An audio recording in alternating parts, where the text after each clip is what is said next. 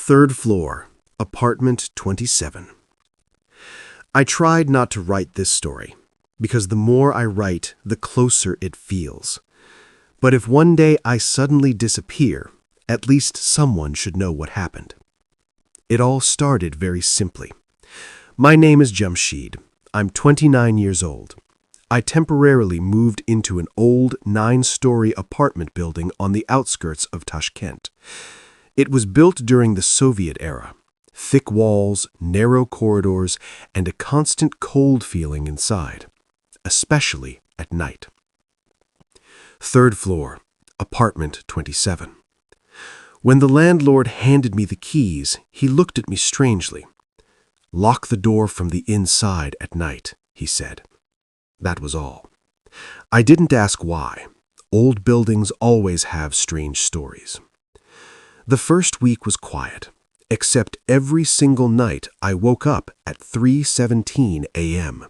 No alarm, no noise, just sudden awareness. My heart racing, my throat dry. I blamed stress.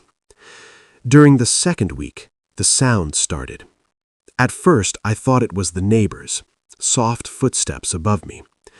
But the steps were wrong, too light, careful, as if someone was walking on their toes.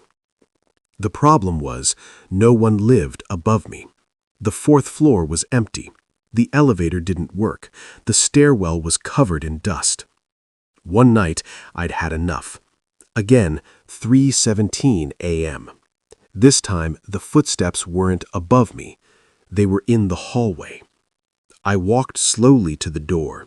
My heartbeat was so loud I thought it would give me away. I pressed my ear against the door. Breathing. Someone was breathing on the other side. Slow, deep, patient. I suddenly opened the door. No one. The corridor was dark. Only the emergency light flickered weakly. But when I looked down, wet footprints. Barefoot footprints. They started right in front of my door and led toward the stairs. I slammed the door shut. I didn't sleep that night.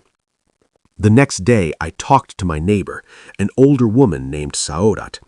She stared at me for a long moment, then quietly asked, "You hear it too, don't you?" My stomach dropped. She told me about apartment 27. 5 years ago, a young man lived there, alone, very quiet. One day, neighbors noticed a smell. The police came. They found him hanging in the bathroom, a windowless room, locked from the inside. The worst part?